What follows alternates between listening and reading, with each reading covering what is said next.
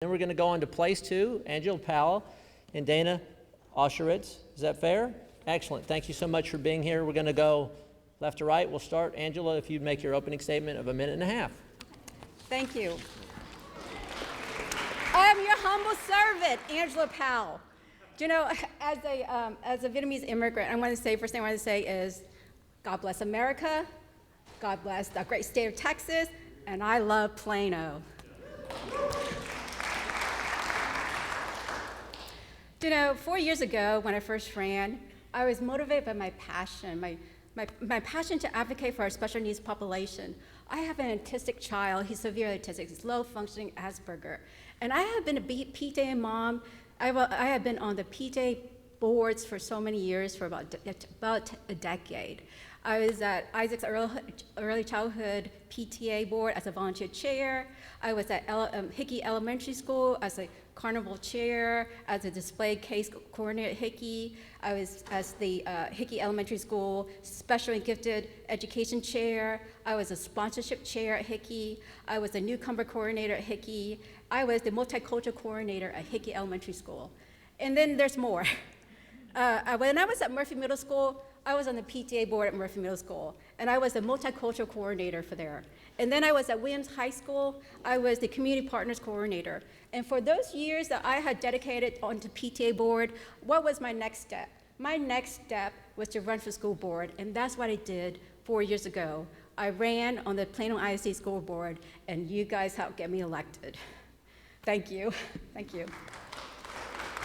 So I was elected in May 2017 and was honored. I was honored. And there we go. We see the flag. Okay, but I want to say thank you so much, and I want to continue what I've been doing to help improve Plano, and Plano is lovely, and I love Plano ISD. I'm going to make her pay for that. Dana? Well, I'm also quite short. I'm Dr. Dana Osherwitz, and I'll thank my husband in absentia. My daughter plays club volleyball, and he took her to practice, so I could be here. So I have lived in Plano ISD for 19 years, although I've never lived in Plano. I've lived in West Allen, and now I live in far north Dallas, so I want to remind you that Plano ISD is bigger than Plano.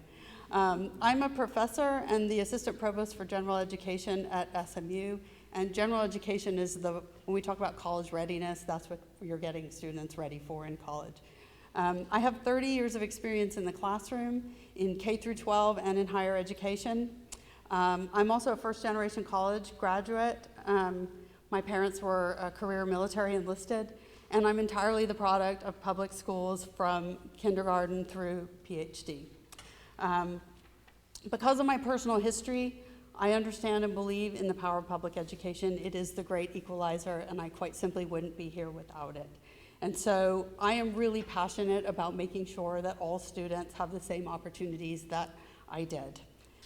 The world we live in is complex and constantly changing, and in education we say that we're preparing students for jobs that don't exist yet. And so what I think students need are strong fine arts education, strong languages, which enable them to interact with different kinds of people, critical thinking, and strong STEM. I'm running for Plano ISD Board because as a first-gen college graduate and the product of public education, as I said, I want to make sure that everyone has the opportunities that I did. Thank you.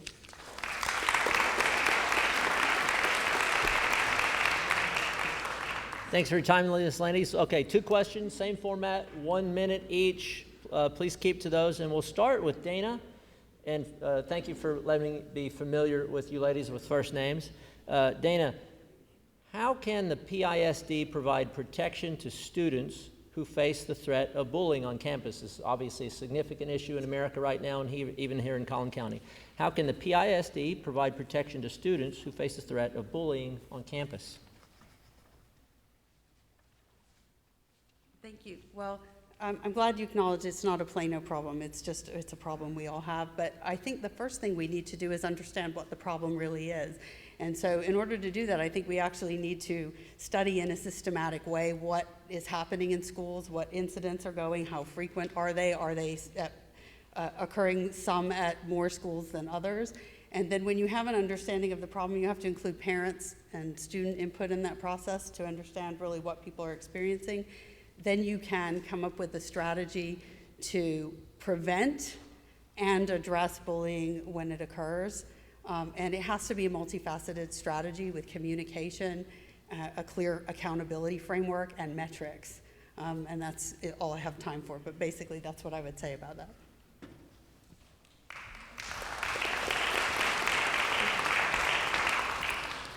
I want to say that I completely understand what bullying is like. My autistic son, when he was in 3rd grade, he was punched during gym. Do I understand what bullying is like? I do, because he's severely autistic, he's low functioning, and while other students are able to report it to their teacher or to the gym coach, my son was not able to do it. Why? Because he was speech delayed. Do I understand bullying? I do. I do care for every student that has ever been bullied. And Plano ISD has no tolerance. So let me tell you, will I go forward and try to figure out how to stop bullying from happening in schools? Yes, I do. Yes, I do. I care. I care about your child. I care about every parent who have autistic children, who have vulnerable students. That, do you know what? Bullying doesn't belong in our schools. So yes, we will figure out, and we will work with you. We will work with every parent. And do you know what? Plano ISD has a no tolerance bullying policy, but it will get better. Thank you.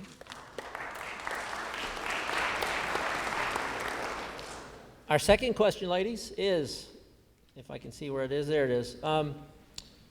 I understand this is a legislature issue as well, but it impacts you and your role and how you talk to them. What's your position on school vouchers, and how would you advocate your position to the state legislature, if at all? Angela, we'll start with you.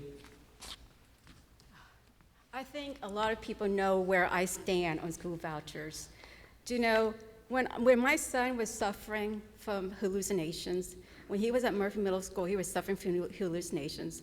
And this is not just me, it's every parent. When your child is suffering from a mental health issue, I'm there for you. I'm there for every parent. I'm there for every student.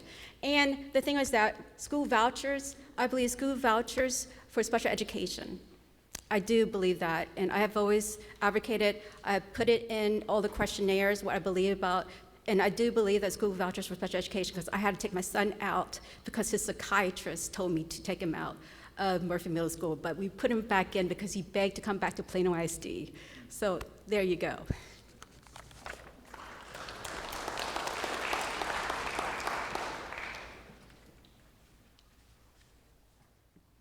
So I'll just say very quickly that I'm committed to doing what is best to educate all students, and I tend to be fairly evidence-based, so my positions will follow what the evidence says. The evidence that I've seen on vouchers suggests that they do not achieve the outcomes that have been intended, at least as they have been structured. So I can point to Indianapolis as a case in point where they introduced vouchers on a widespread basis.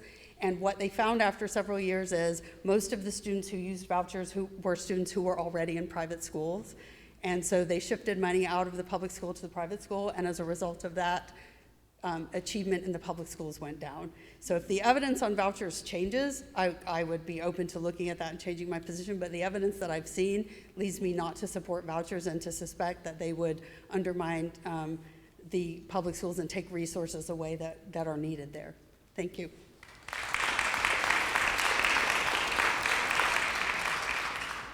You're seeing some distinctions in positions, so make sure you follow up with these candidates and ask questions afterward. And with that, those are our two questions. We're going to have closings, and Dana, I believe you get the first closing, minute and a half.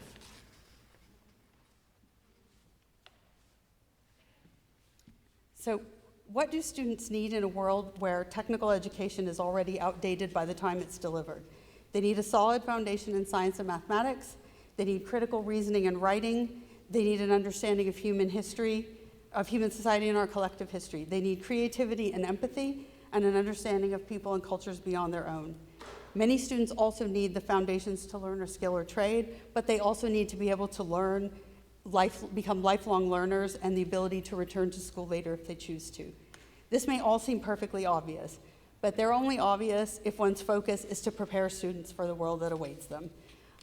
And that's why it's so important to think hard about who is charged with overseeing and supporting Plano ISD, which serves this entire community.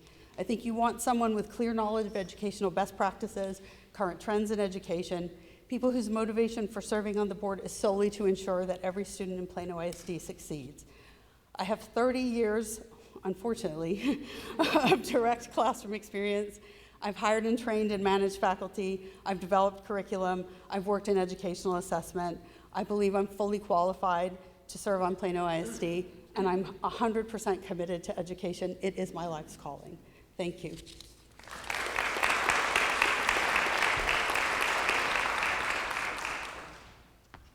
I just want to say that I have never seen myself as a leader, but as a volunteer.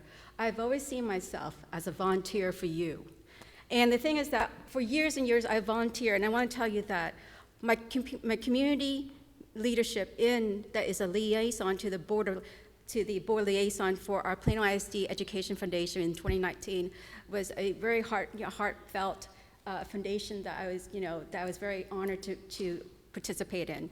So the thing is that I did take leadership roles, but those leadership roles, I have many leadership roles according, through the years. I was board liaison for Junior League of Collin County, board liaison for Tech Titans, board liaison for the North Texas Commission, board liaison Realtors Group, board liaison for the City of Murphy, board liaison for the City of Parker, board liaison for the Plano's Homeowners Association.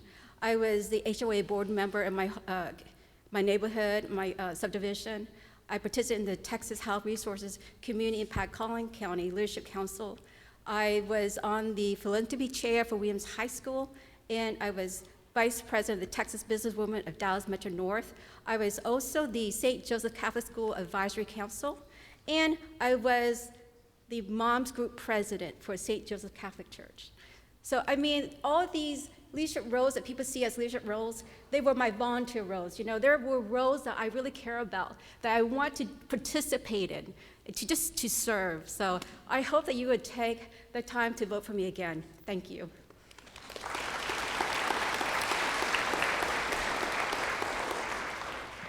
And with that, that concludes place 2. We're going to switch out. You ladies are excused. Give them a round of applause as they leave.